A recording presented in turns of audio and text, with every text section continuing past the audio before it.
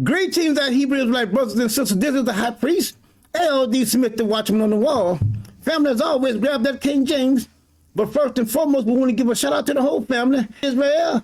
Oh, family, that being said, we're going to go right into our teaching. As always, the Most High have given us a wonderful, wonderful, fine teaching.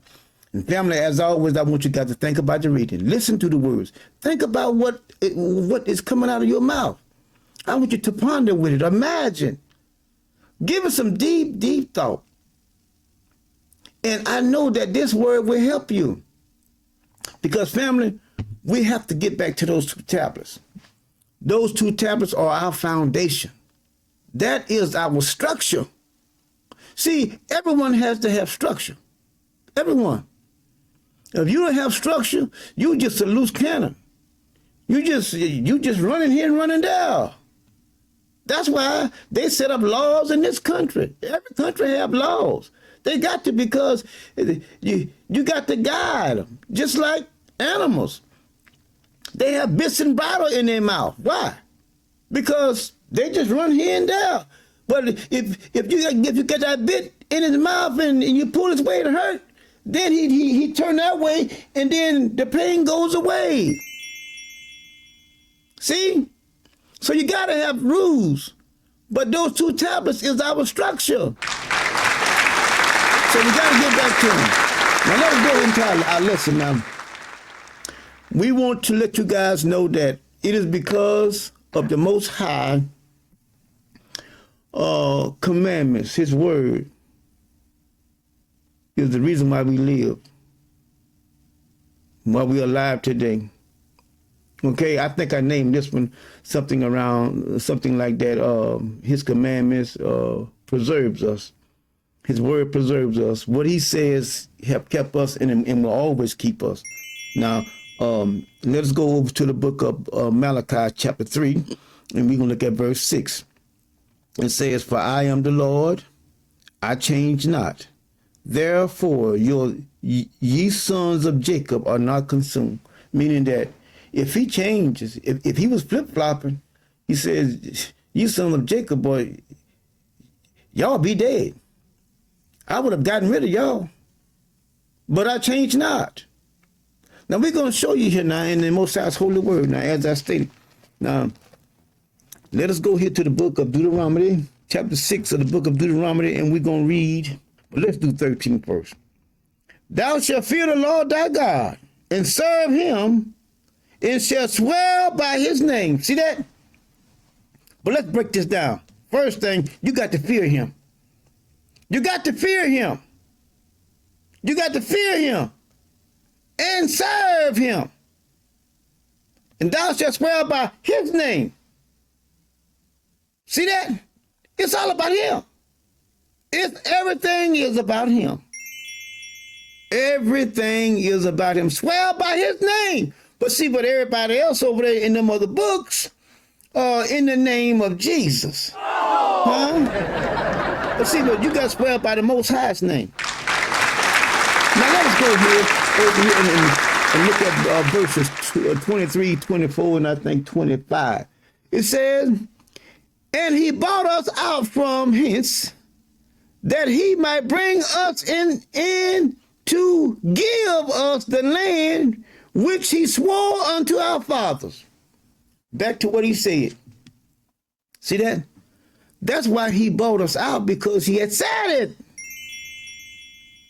He had said it. And he also had said that I'm going to give them a land flowing with milk and honey. So guess what? It has to happen.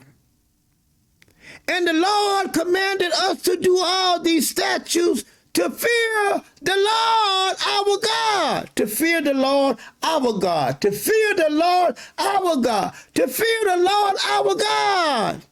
See that? "For our good always." See that? It's for your own good. It is for your own good. It is for your own good that you obey the word of the Most High God. But you will obey someone else and then swear in their name. Everything must be done in the name of the one that's over there in the New Testament. Not according to this. Not according to this. But you look for results and you never get any. You never get any. Because you're worshiping a false deity. There's only one God. It is. Listen, even in a household, there you only have one daddy. What he says, when he speaks in the house, that's it. Him and his wife have already discussed it, what they're going to do. Daddy raises his voice in the house, and that's it. Son can't raise his voice in the house. Son can raise his voice out in the street. But when he comes inside father's house, son's voice has to come down and be a son. Because if you don't, then something is going to happen to him. That's the way that goes. See, even in a kingdom, a king's son does not come up and take no scroll out of, as a matter of fact, he don't take anything out of his hand. Even though he's the king's son. See, so when you look at Revelations, it talks about there was none able to take the scroll out of the one that was sitting on the throne, and then he goes up there and he takes it out of his hand. You know, that should be a red flag that goes up. How can somebody take something out of the Most High's hand? Would you allow your son or your daughter to take something out of your hand? No, you wouldn't.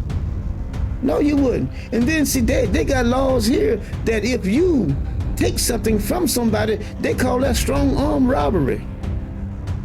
See that? And don't injure them. You in trouble then. But when you get in Revelation, it said that Jesus took the scroll out of the Most High's hand. What a fool. What a fool. But one day soon, y'all gonna find out. Y'all gonna find out that the Most High, he is God, and he's God by himself. Now let's keep on going here. Let's look at the end. It's going to be for our good always, that he might preserve us alive as it is at this day. See that? He's the one that preserves us. He's the one that keeps us. It's not by chance. It's not. It's not by you going to work and you got this job and you earning this money. He caused that. He caused that. He can shut a company down just like that. He can put a hole in your pocket, and fast as you get it, it'll just disappear. I'm telling you the truth. But don't think that you are so established, I ain't got nothing to worry about. No. That you have, he'll take it from you because everything belongs to him. If you don't believe, you go read the book of Job. I think it is the second chapter or the first chapter, the latter part of it. Job said it's so fine.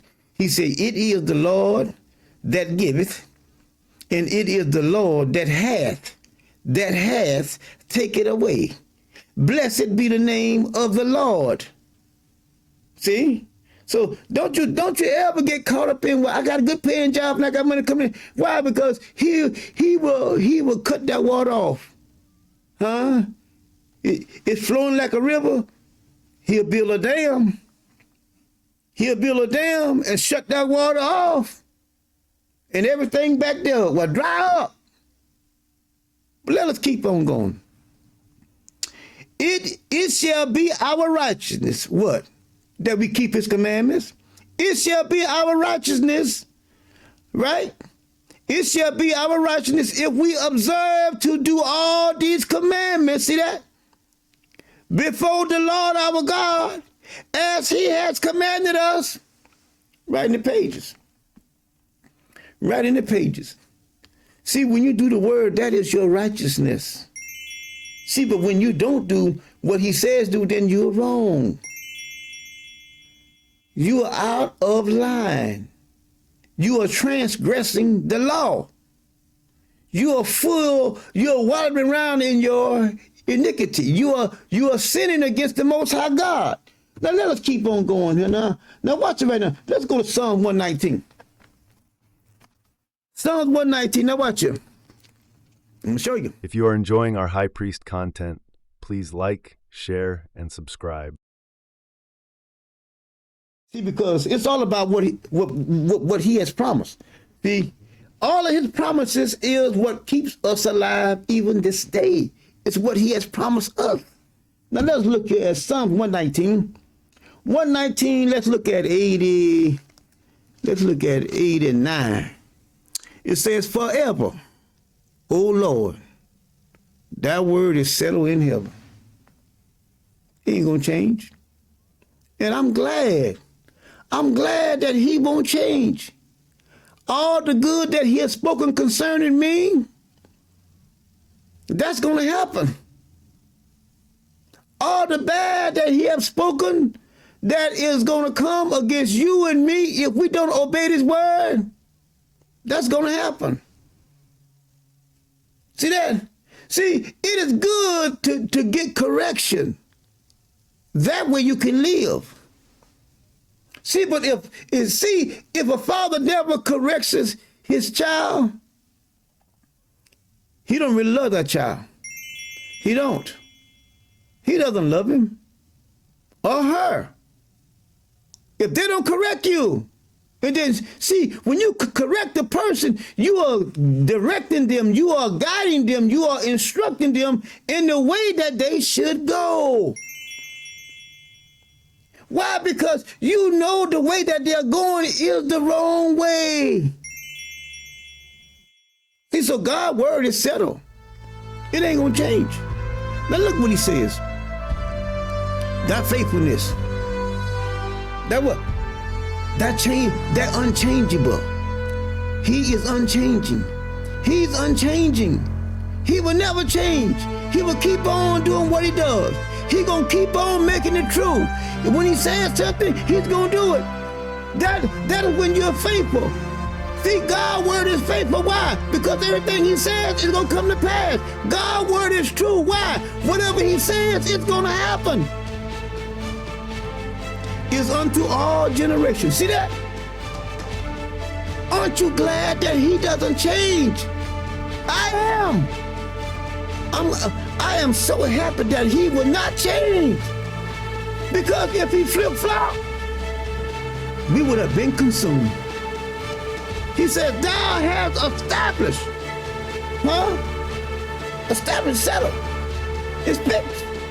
It ain't gonna change. The earth and it abideth. They continually this day according to thy ordinance for all of thy servants. See that? Everything obeys him.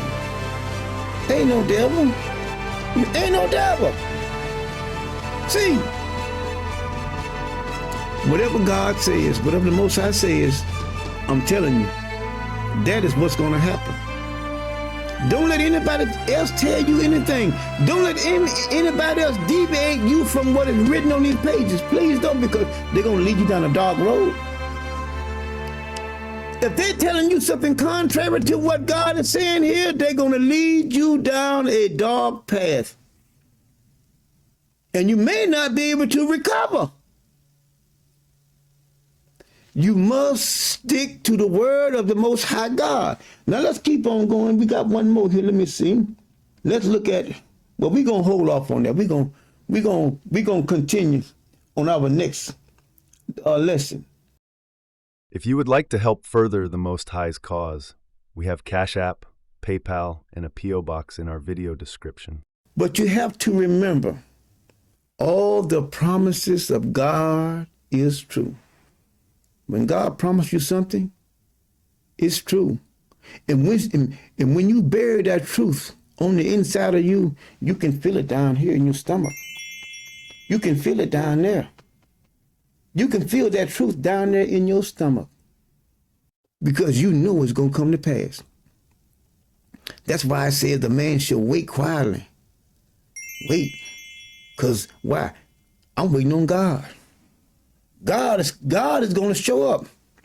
See, one has to, even when you see something transpiring, you gotta say, I don't care. I'm gonna see what God gonna do. I'm waiting on God. I'm gonna see what God is going to do.